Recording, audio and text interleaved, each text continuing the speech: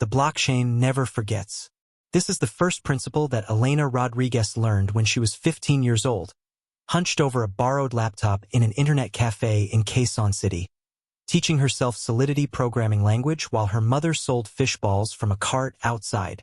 The blockchain remembers every transaction, every wallet address, every digital fingerprint left by humans who think money can be made invisible through sufficient layers of technological obfuscation. On February 19, 2024, at 2:47 a.m. Dubai time, Elena discovered something the blockchain had remembered but someone very powerful had hoped would remain forgotten. A complex web of cryptocurrency transactions totaling $127 million, flowing through 17 intermediary wallets, all ultimately controlled by members of the Al Rashid royal family, the same family who employed her as their private blockchain consultant and who paid her $35,000 monthly to make their legitimate crypto investments profitable and their illegitimate ones undetectable. The problem wasn't that she'd discovered the scam. The problem was that she'd been too well-trained, too thorough, too obsessively committed to understanding every line of code and every transaction hash.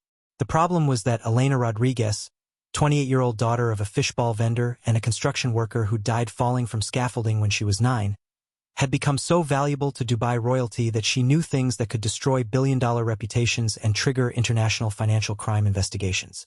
The problem was that people who know too much about the crimes of the powerful have a habit of vanishing into Dubai's eternal sunshine, leaving behind only digital ghosts in blockchains that remember everything except what happened to the humans who decoded their secrets. This is not a traditional true crime story. This is an algorithm that compiles to murder. Block height 0. Timestamp 1997-04-1203:22:00 UTC +8. Transaction, Genesis, Input, Poverty, Output, Determination. Elena Maria Rodriguez's origin story doesn't begin with cryptocurrency or Dubai or royal families. It begins with hunger, not the romantic literary hunger for knowledge or success, but the literal physiological hunger of a child whose family sometimes chose between electricity and rice, between education and food, between tomorrow and today. Her mother, Carmen Rodriguez, operated a street food cart in Quezon City's Balintawak district, selling fish balls, squid balls, and kikiam for 5 pesos each to commuters flowing through the neighborhood's jeepney terminals. On good days, Carmen earned 800 pesos, $16. On bad days, she earned 300 pesos and wondered how to stretch it across 6 family members. Elena's father, Roberto, worked construction until the day his safety harness failed on a high-rise project in Makati. The official report said, equipment malfunction. The family received 50,000 pesos, $1,000, in compensation, approximately what the construction company spent on their annual Christmas party. Elena was 9 years old and understood immediately that poverty wasn't just about money. It was about expendability. But Elena possessed something that poverty couldn't extinguish. A mathematical mind that saw patterns where others saw chaos, that understood systems where others saw randomness, that could deconstruct complex structures into elegant simplicity. She was the student who finished math exams in 15 minutes with perfect scores, who taught herself algebra from borrowed textbooks while her classmates struggled with basic arithmetic, who saw numbers not as abstractions but as stories waiting to be decoded. By 13, she'd exhausted her public school's mathematics curriculum. By 14, she'd discovered programming through free tutorials at a community tech center, learning Python and JavaScript while her peers were learning to navigate high school social hierarchies. By 15, she'd found cryptocurrency, specifically Ethereum's smart contract functionality, and recognized it as the most elegant mathematical system she'd ever encountered. The blockchain was beautiful to Elena in ways that non-technical people could never understand. It was mathematics achieving what human institutions consistently failed to achieve: perfect memory, perfect transparency, perfect immutability. Every transaction recorded forever, cryptographically secured, distributed across thousands of nodes so no single authority could corrupt or erase the truth. She taught herself Solidity, the programming language for Ethereum smart contracts, by reading white papers and documentation intended for computer science graduates. She was 16 years old with public school education and internet cafe access, competing against university-educated developers worldwide. She didn't just compete, she excelled. Her first smart contract, deployed when she was 17, was a decentralized scholarship fund for Filipino students from low-income families. Contributors could send cryptocurrency knowing that smart contract logic would automatically distribute funds to verified students based on merit and need, with every transaction visible on the blockchain.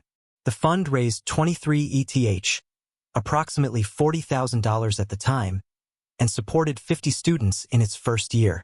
The project caught attention of Manila's emerging tech community. By 18, Elena was being invited to speak at blockchain conferences, working as freelance smart contract auditor, earning more monthly than her mother made annually. By 20, she'd saved enough to move her family from their cramped rental to a modest house they actually owned.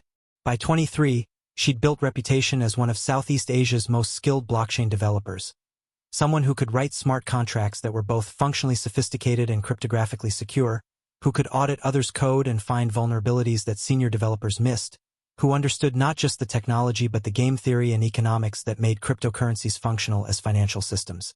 That reputation reached Dubai in 2019, when the UAE was positioning itself as a global blockchain hub, attracting crypto talent from around the world with promises of zero income tax, cutting-edge infrastructure, and proximity to massive Middle Eastern capital seeking cryptocurrency exposure. The recruitment message came through LinkedIn. Sheikh Mohammed Al Rashid's family office seeking senior blockchain consultant. Responsibilities include portfolio management, smart contract development, security auditing. Compensation negotiable for exceptional talent. Candidates must possess advanced technical skills and absolute discretion. The last phrase should have been a warning. Absolute discretion in Dubai's private wealth management sector didn't mean professional confidentiality. It meant willingness to not ask questions about where money came from or where it was going, to build technical infrastructure that could facilitate financial activities ranging from legitimate investment to sophisticated money laundering. But Elena was 24 years old, supporting her entire extended family, and being offered monthly compensation that exceeded what she'd make in a year in Manila.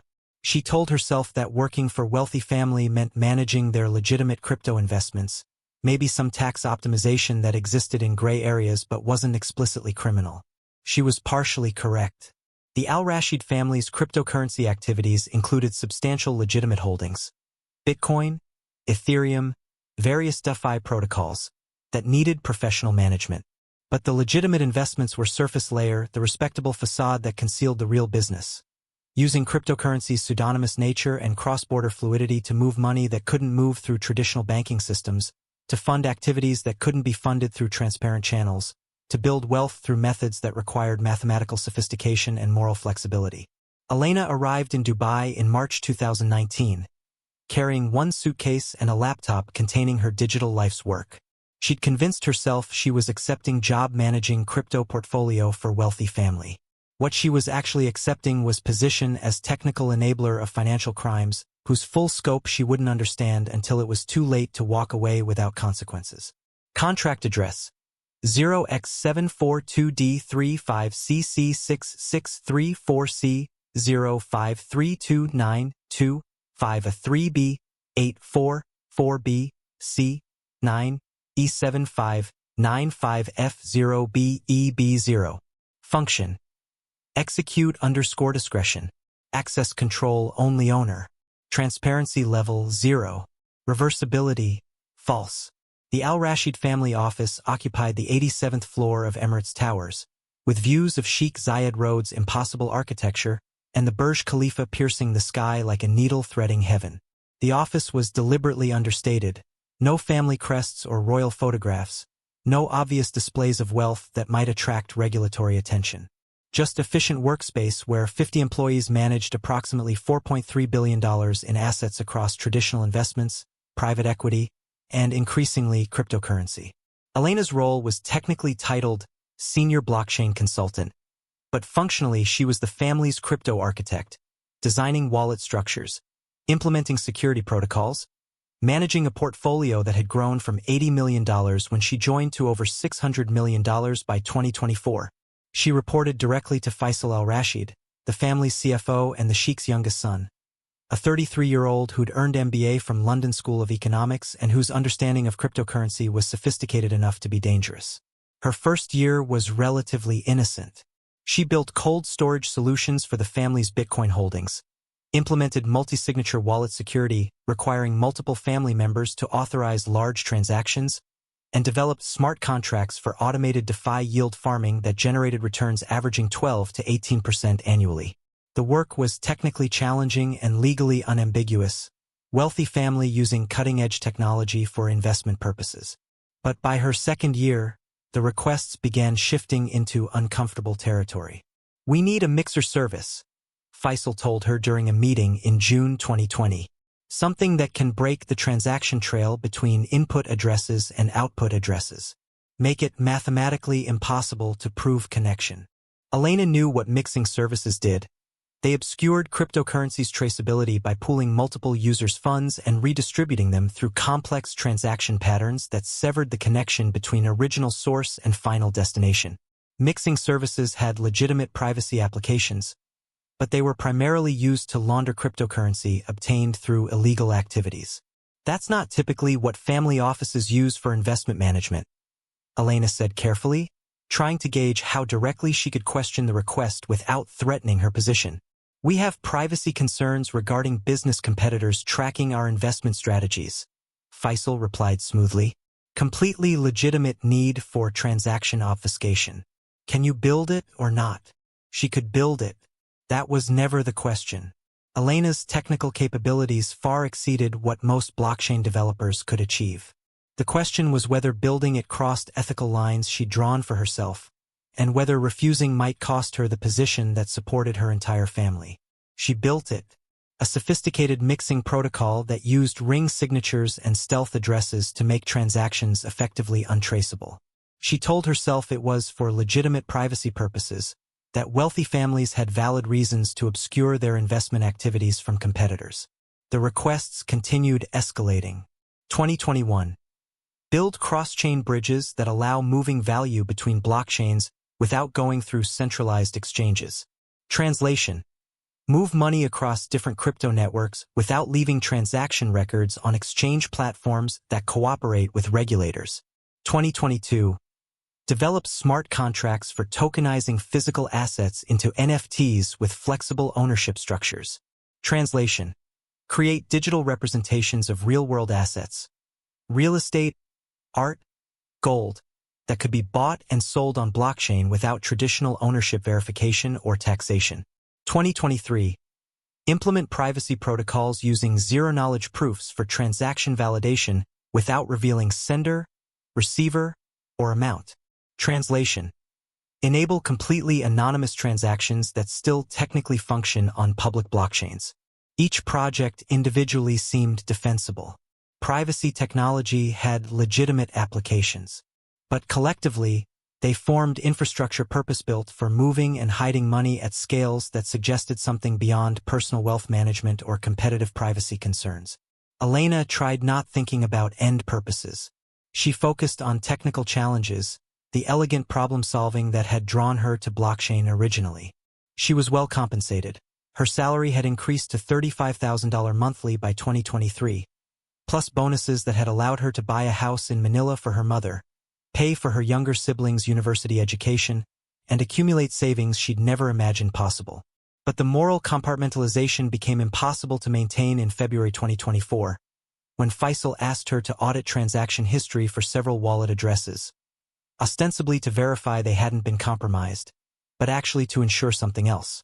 Function: audit_wallet, address, required parameters, wallet_address, depth_level, time_range, expected output, transaction_history, balance_verification, actual output, existential_crisis.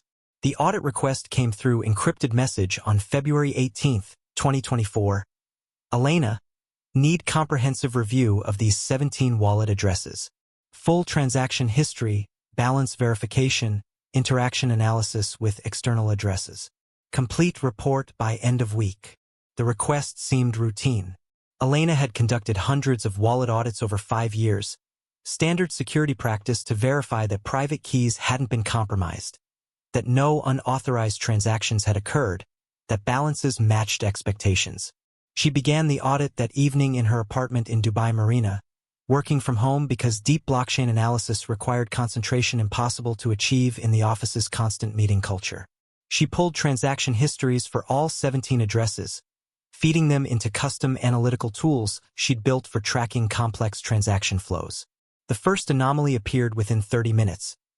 The addresses were receiving funds from multiple sources, some from known crypto exchanges, some from DeFi protocols, but significantly, some from wallet addresses that blockchain explorers flagged as high risk. Addresses associated with known scams, Ponzi schemes, or hacking incidents. Elena expanded her analysis, following the transaction trails backward to identify sources. What she discovered made her physically sick. Wallet 1 to 4. Receiving funds from fake ICO, initial coin offering, that had raised $23 million from investors by promising revolutionary AI-powered trading algorithms, then disappeared. The wallet addresses Elena was auditing had received the stolen ICO funds through 3 mixing services, including the one she'd built, before consolidating into Al-Rashid family wallets. Wallet 5 to 8. Connected to a pump-and-dump scheme involving shitcoins that had defrauded retail investors of approximately $31 million. The scheme involved creating worthless tokens, artificially inflating their price through coordinated buying and social media promotion, then dumping holdings once retail investors drove prices higher. Profits flowed to wallets Elena was auditing. Wallet 9 to 13. Tied to a sophisticated DeFi exploit where hackers had exploited smart contract vulnerabilities to drain $48 million from a lending protocol. The stolen cryptocurrency had been laundered through multiple services before ultimately reaching Al-Rashid wallets. Wallet 14 to 17. Connected to ransomware operations where hackers encrypted corporate data and demanded cryptocurrency payments for decryption keys. Over $25 million in ransomware payments had flowed to these addresses. Combined, the 17 wallets contained approximately $127 million in cryptocurrency obtained through scams, hacks, fraud, and extortion. And Elena had built significant portions of the infrastructure that made laundering these funds possible. She spent February 19th tracing every transaction, documenting every connection, verifying her findings with blockchain explorers and on-chain analysis tools. By 2:47 a.m. on February 20th, she'd compiled a comprehensive report proving that the Al-Rashid family wasn't just investing in cryptocurrency. They were operating as centralized laundering service for cybercriminals worldwide, taking percentage of stolen funds in exchange for providing technical infrastructure that made the money effectively untraceable. The infrastructure Elena had built, the mixers, the cross-chain bridges, the privacy protocols, wasn't supporting legitimate investment privacy. It was enabling criminal enterprise at scales she'd never imagined.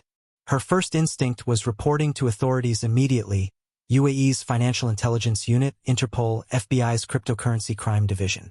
But reality imposed itself quickly. She was a foreign worker whose visa was sponsored by the Al-Rashid family, living in country where accusing royal family members of financial crimes without absolutely bulletproof evidence meant immediate deportation at best, criminal defamation charges at worst. Her second instinct was confronting Faisal directly, demanding explanation and threatening to expose the scheme unless it stopped immediately. But that seemed like an excellent way to ensure her own disappearance. Elena had lived in Dubai long enough to understand that foreign workers who threatened powerful families rarely lived to testify about what they'd discovered.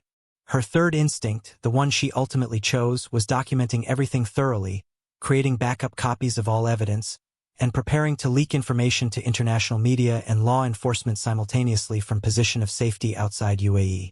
She spent February 20th through 22nd compiling comprehensive evidence package. Complete transaction histories for all 17 wallets, analysis showing connections to known criminal activities, documentation of the infrastructure she'd built, and how it facilitated laundering, copies of all communications with Faisal regarding the technical requests, her own written testimony, explaining her involvement and what she'd discovered. She encrypted everything using military-grade encryption, uploaded copies to 3 secure cloud services accessible only through passwords memorized rather than written down, and prepared Dead Man's Switch, automated system that would release everything to journalists and law enforcement if she didn't check in with specific codes every 72 hours. On February 23rd, Elena submitted her resignation to Faisal via email. Family emergency in Philippines. Need to return immediately. Formal resignation effective today. Thank you for the opportunity. The response came within 15 minutes. Elena, let's discuss this in person before you make any hasty decisions. Can you come to the office today? She declined, citing already booked flight, a lie. She hadn't booked anything yet. She planned to go directly to airport, buy one-way ticket to Manila, and once safely in Philippines, release the evidence package to international media and law enforcement from jurisdiction where Al-Rashid family's influence was limited. The plan was sound, methodical, exactly the kind of systematic thinking that had made her a successful blockchain developer. What she didn't account for was that people who operate $127 million cryptocurrency laundering operations aren't amateurs who let key personnel walk away with evidence of their crimes. At 11:47 p.m. on February 23, 2024, Elena Rodriguez left her Dubai Marina apartment for the last time, carrying only a backpack containing her laptop and her passport. Security cameras in her building showed her entering the elevator, then exiting into the parking garage. She was never seen again. Block height 192844756. Timestamp 2024-02-2323:47:00 UTC+4. Transaction 0x Elena Rodriguez _status. Input: Elena Rodriguez, alive, possessing evidence. Output: gas used, infinite. Status: failed human not found. Elena Rodriguez's disappearance followed pattern that has become grimly familiar in Dubai's handling of foreign workers who threaten powerful interests.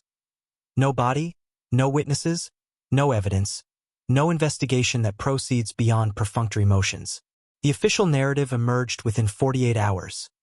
Elena had resigned suddenly due to family emergency and returned to Philippines. When her family reported they'd never heard from her, Dubai police suggested she'd gone elsewhere. Maybe Europe or another Asian country. Maybe voluntarily disappearing from personal problems no one knew about. The narrative was implausible but difficult to disprove. Elena's phone last pinged a tower near Dubai International Airport. She'd withdrawn 15,000 dirhams from her bank account on February 22nd, enough for international travel. Her apartment showed no signs of struggle. She told her employer she was leaving. Why would anyone suspect foul play? Because people don't voluntarily disappear while actively preparing to expose $127 million criminal operations. Because Elena had spent February 20th to 23rd documenting evidence of massive fraud. Because her encrypted files contained testimony explicitly stating, "If something happens to me, it means the Al-Rashid family discovered what I know and eliminated the threat." The evidence package Elena had prepared released automatically on February 27th, when she failed to input her 72-hour check-in code. Copies were emailed to Reuters Investigative Journalism Desk, Financial Times Cryptocurrency Correspondent, FBI's Cryptocurrency Crime Unit, Interpol Financial Crimes Division, UAE Central Bank Financial Intelligence Unit, Blockchain Analysis Firm Chainalysis, 5 prominent crypto security researchers. The package contained everything: transaction histories proving $127 million in laundered funds, Elena's technical documentation of the infrastructure she'd built, communications with Faisal Al-Rashid about the projects, and her testimony about discovering the scheme and planning to report it. The story exploded across international media within hours. Filipina crypto expert disappears after discovering Dubai royal family's $127 million blockchain scam, headlined investigations in Reuters, Financial Times, and Bloomberg. The technical evidence Elena had compiled was so comprehensive that blockchain analysis firms immediately began independent verification, confirming every transaction, every connection, every laundered dollar. The UAE government's response was swift and strategic. 1. Deny everything. The Al-Rashid family issued statement claiming Elena was former employee who'd resigned voluntarily, that her allegations were completely fabricated, and that they were consulting lawyers about defamation. 2. Attack credibility. Unnamed sources told UAE media that Elena had been fired for poor performance, that she'd stolen from her employer, that she'd fabricated evidence to extort money. 3. Obstruct investigation. Dubai police announced they were investigating Elena's suspicious resignation, but needed cooperation from Philippines authorities. Cooperation that never materialized because UAE never formally requested it. 4. Freeze the wallets. Within 48 hours of the evidence release, all 17 wallets Elena had documented were emptied. The $127 million was moved through complex transaction chains.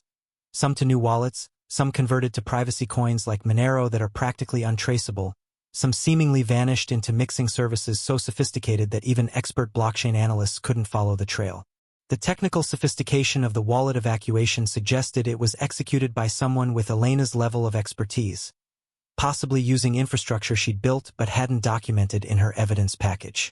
The Al-Rashid family was systematically erasing blockchain evidence using tools their disappeared employee had created. International law enforcement faced familiar problems. Jurisdiction. The cryptocurrency crimes Elena documented affected victims globally, but the alleged perpetrators were UAE nationals operating primarily within UAE. Whose laws applied?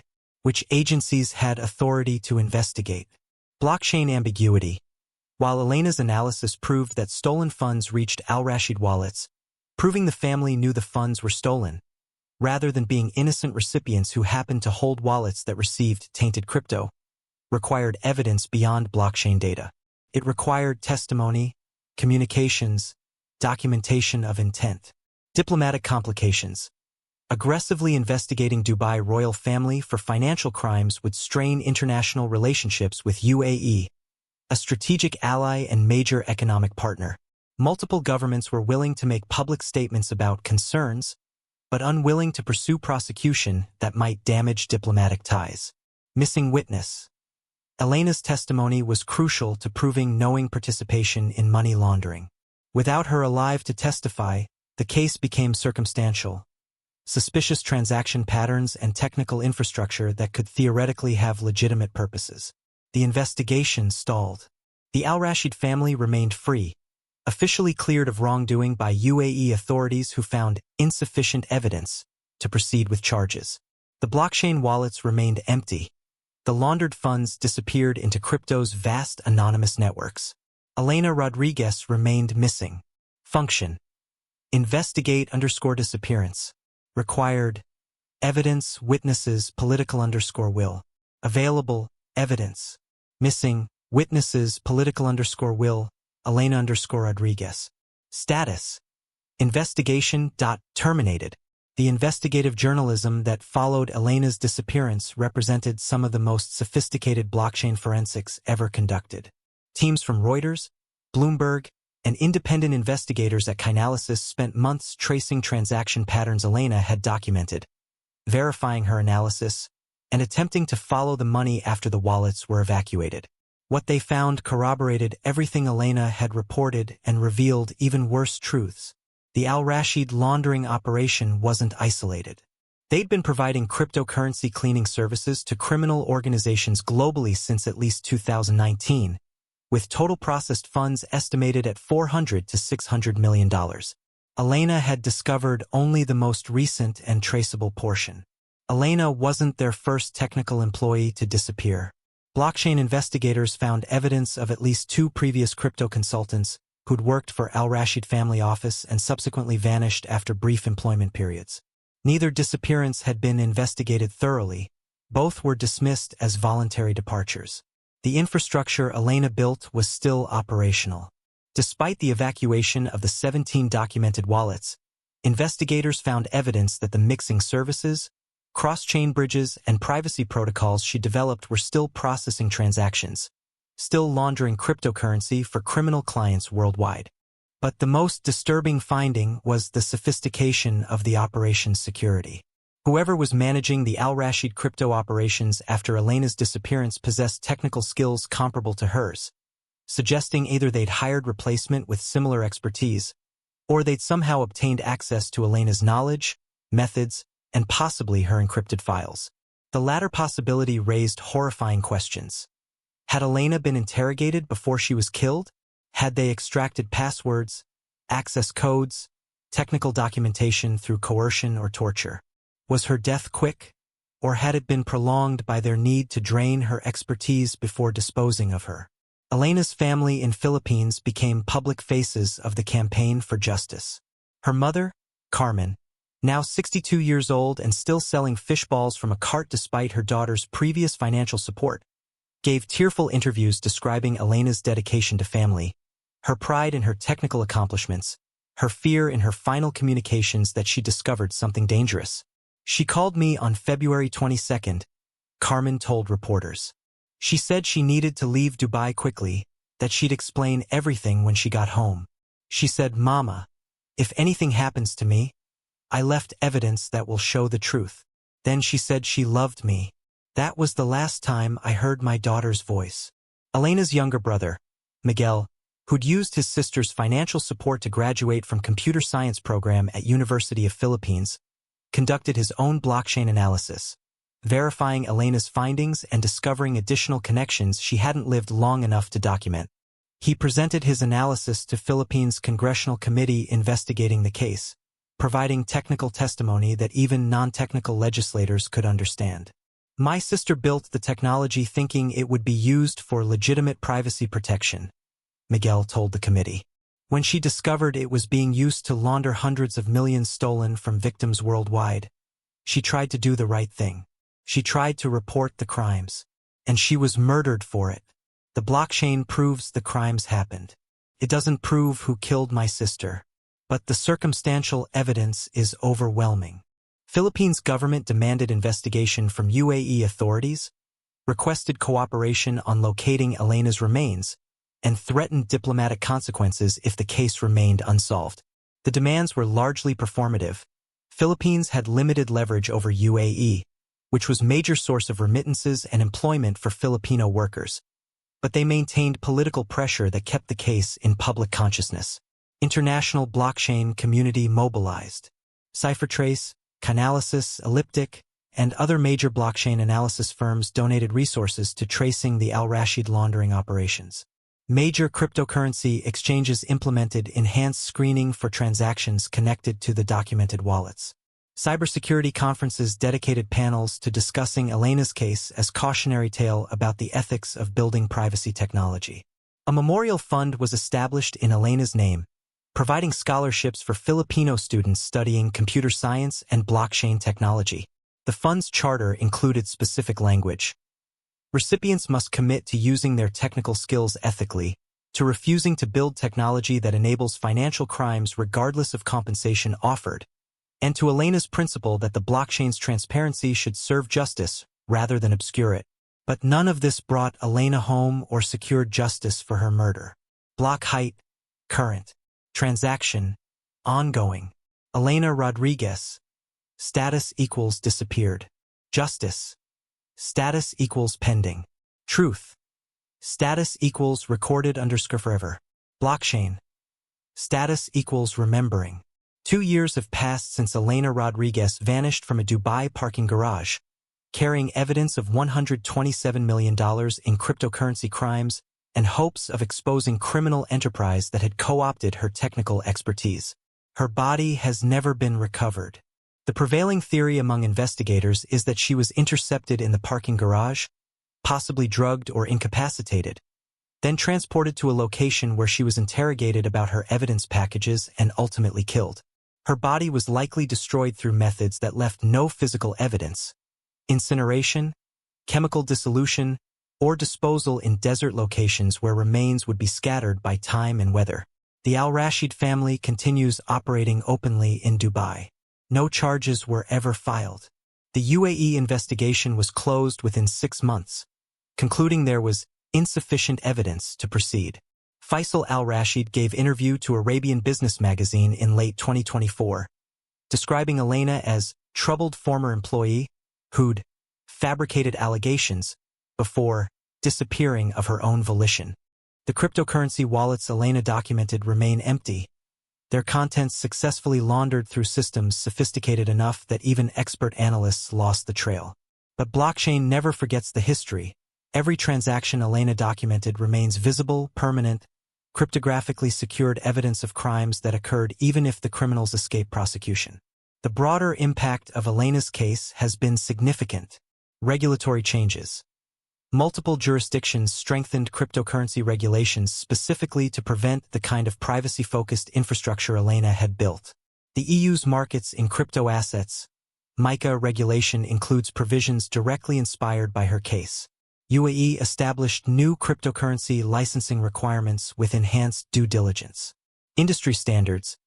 Major cryptocurrency projects implemented Elena Protocol, standards for privacy technology, requiring that anonymity features include backdoors for law enforcement access in cases involving stolen funds or criminal activity. Cultural shift. Blockchain developer communities began discussing ethics more explicitly. Conferences added responsible privacy technology tracks. Developer boot camps included modules on recognizing when privacy tools are being used for legitimate purposes versus criminal facilitation. But the most profound impact is how Elena's disappearance haunts the intersection of cryptocurrency and power. Her case is whispered warning in Dubai's tech sector. If you discover crimes by powerful people, your technical brilliance won't protect you. The blockchain might remember everything, but blockchains can't testify, can't seek justice, can't prevent talented young woman from vanishing because she knew too much. Carmen Rodriguez still sells fish balls from her cart in Quezon City. The house Elena bought for the family remains occupied by her siblings and their children. Carmen keeps Elena's bedroom exactly as it was. Laptop on the desk, blockchain white papers stacked neatly, certificates from conferences where she spoke about cryptocurrency's potential to democratize finance and create transparency. She believed the technology was going to make the world more fair. Carmen tells visitors who come to pay respects or conduct interviews. She thought that if everything is recorded transparently, then powerful people can't hide their crimes. But she learned that powerful people don't need to hide evidence when they can hide the person who discovered it. Miguel Rodriguez completed his computer science degree and now works as blockchain security researcher, explicitly continuing his sister's work. He's identified 3 additional cryptocurrency laundering operations using technical patterns similar to those Elena documented, providing analysis to law enforcement agencies that have varying degrees of interest in investigating crimes that cross international borders and implicate wealthy defendants.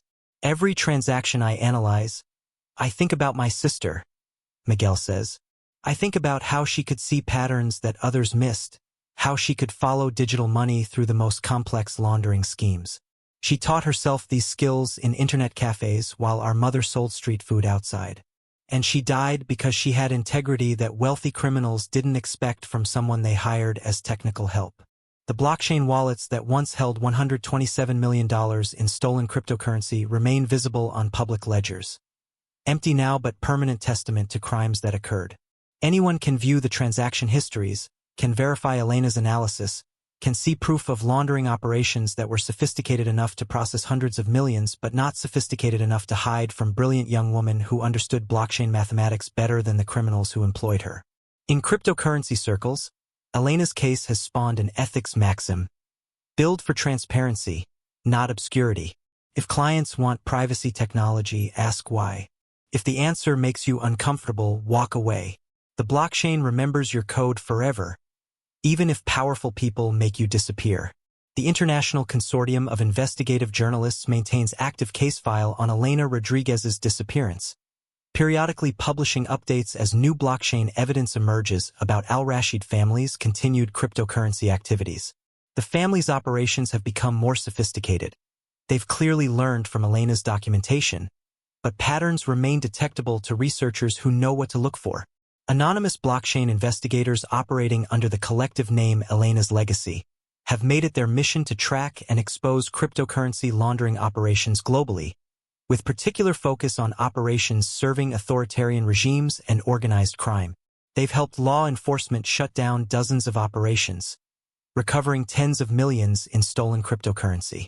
But Elena herself remains disappeared, her status permanently recorded in that terrible category reserved for people who are certainly dead, but whose bodies were destroyed so thoroughly that families have nothing to bury, no grave to visit, no physical place to process their grief.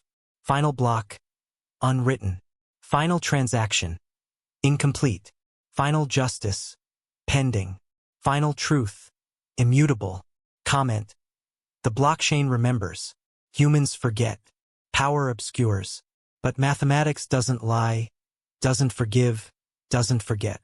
Elena Rodriguez proved $127 million in cryptocurrency crimes. The proof remains permanent, cryptographically secured, distributed across thousands of nodes globally. You can kill the analyst. You cannot kill the analysis. You can disappear the witness. You cannot disappear the testimony recorded in immutable ledgers. This is Elena Rodriguez's permanent legacy, proof that truth can be mathematically secured even when truth-tellers are silenced by violence. Block height, forever. Transaction, unforgettable. Status, validated. Elena Maria Rodriguez was 28 years old when she disappeared. She was daughter of a fishball vendor who taught herself advanced mathematics and blockchain cryptography. She built sophisticated privacy technology thinking it would protect legitimate users. She discovered it was enabling massive criminal enterprise. She tried exposing the truth. She vanished. But the blockchain remembers. Every transaction she documented remains permanently recorded. Every laundering operation she exposed remains cryptographically proven. Every line of code she wrote remains executable. Every technical breakthrough she achieved remains reproducible. The criminals who likely killed her continue operating with impunity, protected by wealth and political connections that make prosecution difficult across international borders. But they operate knowing that their activities are permanently visible to anyone with technical skills to analyze blockchain data. That Elena's documentation created roadmap for future investigators. That her legacy is distributed across global network of researchers committed to exposing cryptocurrency crimes. This is not a satisfying ending. Elena deserves justice that hasn't been delivered. Her family deserves closure that remains impossible without recovered remains. The criminals who murdered her deserve prosecution that hasn't occurred. But this is the ending that blockchain technology makes possible. Permanent evidence of crimes, secured cryptographically, distributed globally, accessible to anyone with computer and internet connection. The evidence can't be destroyed, can't be corrupted, can't be erased by power or wealth or violence. You can kill a brilliant young woman because she discovered your crimes. But you cannot kill the mathematical proof of those crimes that she recorded in blockchains distributed across thousands of computers worldwide. The blockchain never forgets. And because Elena Rodriguez understood that principle better than anyone, her truth survives even though she didn't. Remember her name, Elena Maria Rodriguez. Remember she taught herself blockchain technology in internet cafes. Remember she built her technical skills to lift her family from poverty. Remember she discovered $127 million in cryptocurrency crimes. Remember she tried exposing the truth. Remember she disappeared because powerful people prefer murder to accountability. Remember the blockchain documented everything she proved. Remember that mathematics doesn't lie, even when murderers do. Her code executes forever.